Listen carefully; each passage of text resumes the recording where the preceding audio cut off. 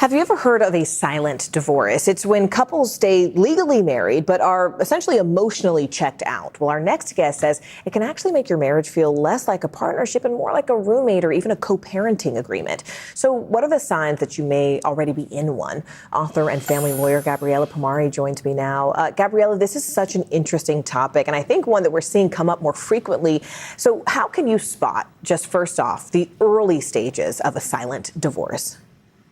Absolutely. I think realistically it's where one person or sometimes both has really emotionally checked out of that relationship or marriage. You'll find you're coming home at night, you're sitting on separate, parts of the couch. One person might be scrolling on their phone, the other person's watching, Netflix. There's no longer that emotional connection.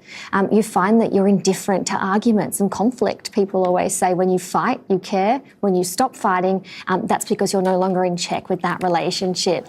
You're usually speaking about the mundane things, the chores, the bills, getting the kids off to school, but there's no longer that intimacy. Yeah. Date nights become chores. We talk about sort of slipping into that relationship, but is this relationship ever a conscious decision? And if so, what are some of the reasons that a couple would actively choose to stay married despite their relationship struggles? Yeah, very much so. I think you also just become used to it, particularly when you've been married for a long time.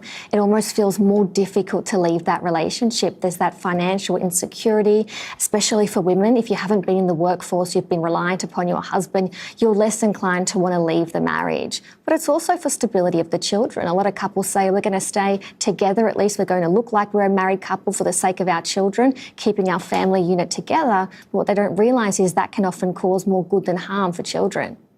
When you talk about that impact on children, what is it? What actually happens to the psyche of a child when you see your parents tell you they're in love but essentially behave like platonic roommates? Children learn everything from their parents' communication, their body language. They see when their parents are holding hands at home, when they're sitting at the dinner table together, when they look in love, they're affectionate. So when a child lives within a home and, the parents are engaging in what we might call an operational marriage or a silent divorce, they can very much pick up on that body language, and they start to learn that that's what a marriage looks like. And what social science tells us is that what children learn early on in life through their family dynamics, they bring into adulthood. So if that's what they're learning that marriage looks like, that's what they do when they go into adulthood, when they parent. And they're not great behaviours we necessarily want to encourage for our children. Gabriella, we only have about 20 seconds. Very briefly, how can you save your marriage if it looks like this is happening to you?